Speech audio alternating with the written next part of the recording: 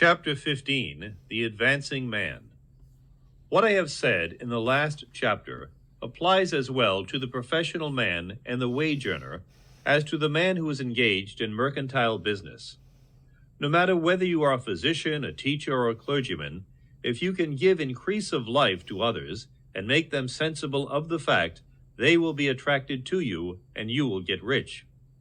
The physician who holds the vision of himself as a great and successful healer, and who works toward the complete realization of that vision with faith and purpose, as described in former chapters, will come into such close touch with the source of life that he will be phenomenally successful. Patients will come to him in throngs. No one has a greater opportunity to carry into effect the teaching of this book than the practitioner of medicine. It does not matter to which of the various schools he may belong, for the principle of healing is common to all of them and may be reached by all alike. The advancing man in medicine, who holds to a clear mental image of himself as successful and who obeys the laws of faith, purpose, and gratitude, will cure every curable case he undertakes, no matter what remedies he may use. In the field of religion, the world cries out for the clergyman who can teach his hearers the true science of abundant life.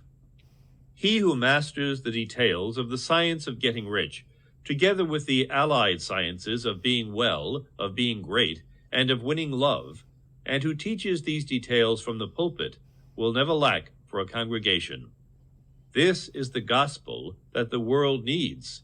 It will give increase of life, and men will hear it gladly, and will give liberal support to the man who brings it to them.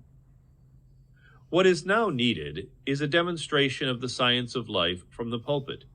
We want preachers who can not only tell us how, but who, in their own persons, will show us how. We need the preacher who will himself be rich, healthy, great, and beloved, to teach us how to attain to these things. And when he comes, he will find a numerous and loyal following. The same is true of the teacher, who can inspire the children with the faith and purpose of the advancing life. He will never be out of a job, and any teacher who has this faith and purpose can give it to his pupils. He cannot help giving it to them if it is part of his own life and practice. What is true of the teacher, preacher, and physician is true of the lawyer, dentist, real estate man, insurance agent, of everybody. The combined mental and personal action I have described is infallible. It cannot fail. Every man and woman who follows these instructions steadily, perseveringly, and to the letter will get rich.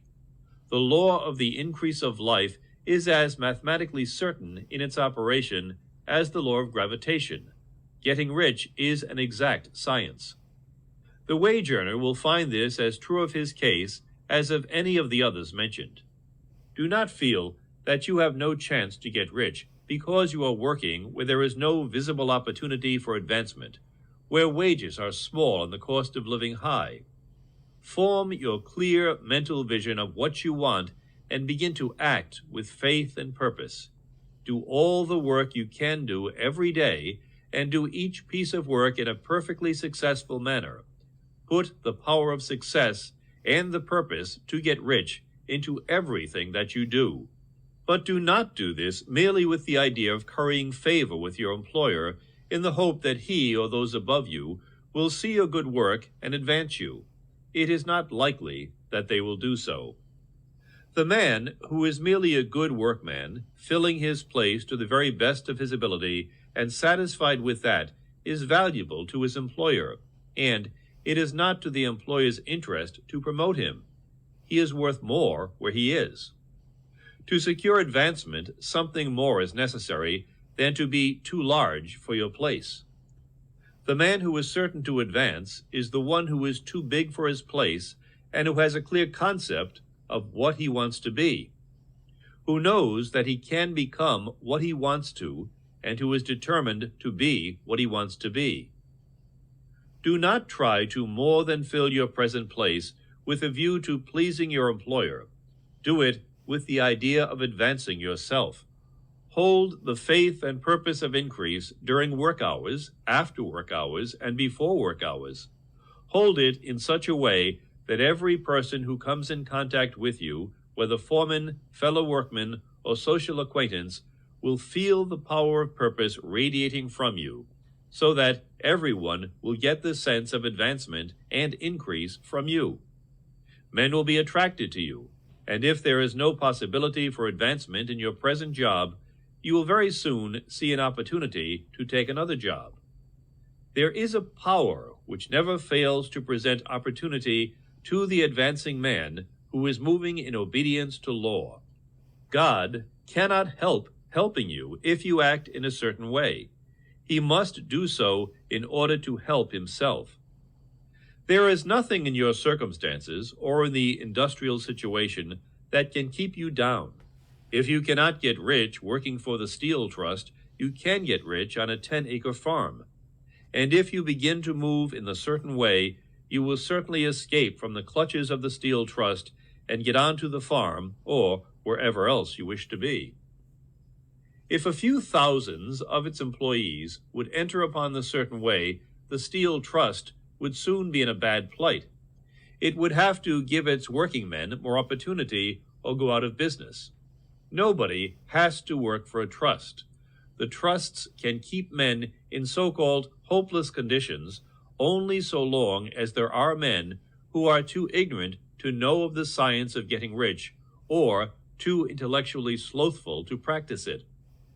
Begin this way of thinking and acting, and your faith and purpose will make you quick to see any opportunity to better your condition.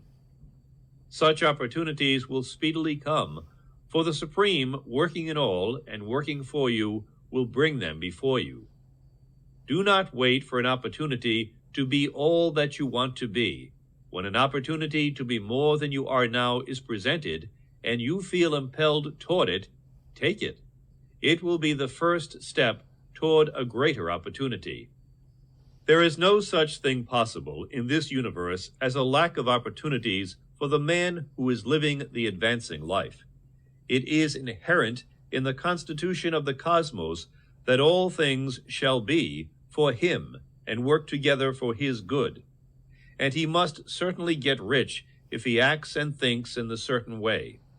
So let wage-earning men and women study this book with great care and enter with confidence upon the course of action it prescribes. It will not fail.